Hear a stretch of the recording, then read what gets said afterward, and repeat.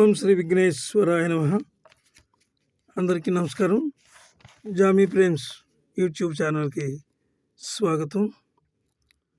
ఈరోజు అలనాటి ఆణిముత్యాల కార్యక్రమంలో మనకు దొరికినటువంటి గొప్ప సినిమా అది కృష్ణరాజు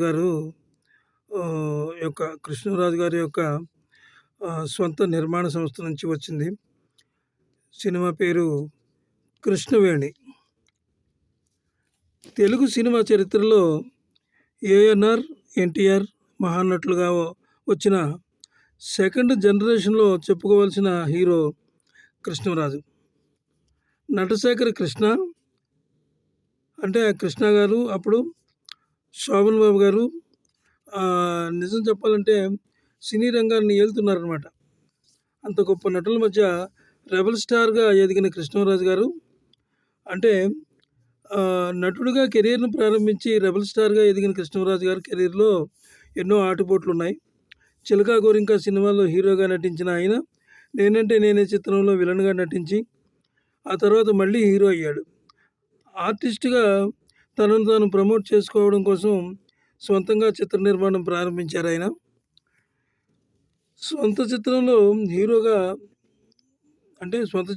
హీరోగా పనిచేస్తూ బయట చిత్రాల్లో విలన్గా కూడా నటించేవారు. గోపీకృష్ణ పతాకంపై ఆయన నిర్మించినటువంటి తొలి చిత్రం కృష్ణవేణి.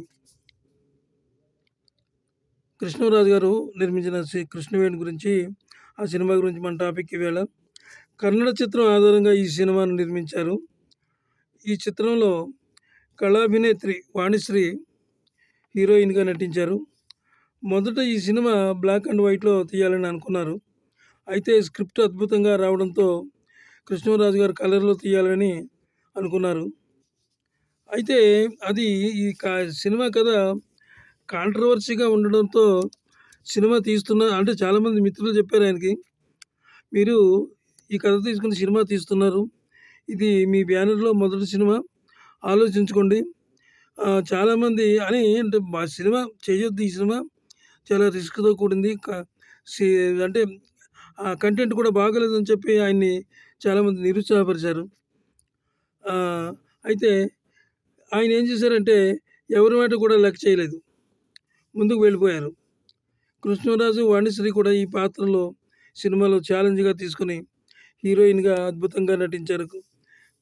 ఎవరు అంటే వాణిశ్రీ గారు ఇలాంటి పాత్ర ఆవిడకి దొరకడం అంటే ఆర్టిస్ట్గా చాలా మంచి హోప్ ఉంది ఈ సినిమాలో. ఆమె నటనకు చాలా అంటే నటించడానికి అనువుగా ఉండేటటువంటి పాత్ర దొరికిందనమాట. చాలా గొప్పగా చేశారు ఆ పాత్రను ఆవిడ. అయితే సినిమా ఫస్ట్ కాపీ రెడీ అయింది. అందరూ విమర్శించారు. ఈ దెబ్బతో కృష్ణరాజు పని అయిపోయింది, దెబ్బతినడం ఖాయం అని చంకలు గుద్దుకున్నారు చాలామంది. ఆయనంటే ఇష్టం లేని వాళ్ళు.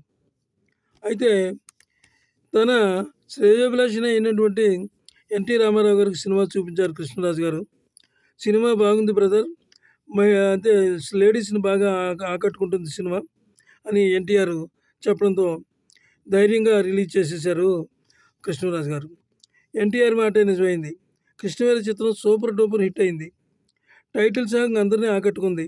వాణిశ్రీ నటన అద్భుతంగా ఉందని ప్రశంసలు వర్షంతో, అంతే ప్రశంసలు వర్షమే కాదు, అందరూ కూడా వచ్చి సొంతంగా అభినందించారట ఆవిడ్ని. చాలా అద్భుతమైన సినిమా ఇదని చెప్పి. అయితే ఇక్కడ ఇంకొక విషయం ఏమిటంటే మనం ఆలోచించవలసింది, కృష్ణరాజు గారు పాత్రలు చాలా చేశారు, కానీ అవి కొన్ని తప్పనిసరి ఏం చేశారు, కొన్ని ఇష్టపడే చేశారు.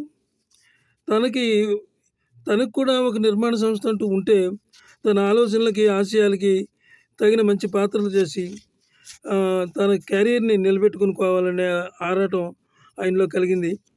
అందుకే ఫలితంగానే సొంత నిర్మాణ సంస్థ గోపీకృష్ణ మూవీస్ వెలిసింది. అనుకున్నట్టుగానే మంచి సినిమాలు తీశారు ఆయన. ఈ చిత్రం 12 కేంద్రాల్లో 100 రోజులు ఆడింది. సూపర్ డూపర్ హిట్గా నిలిచింది. మరి ఈ వీడియో కనుక మీకు నచ్చినట్లయితే ఒక లైక్ ఇవ్వండి, సబ్స్క్రైబ్ చేయండి, అలాగే మీ ఫ్రెండ్స్కి షేర్ చేయండి, వారికి కూడా ఇందులో విషయాలు తెలుస్తాయి. మరి అందరికీ నమస్కారం. సెలవు.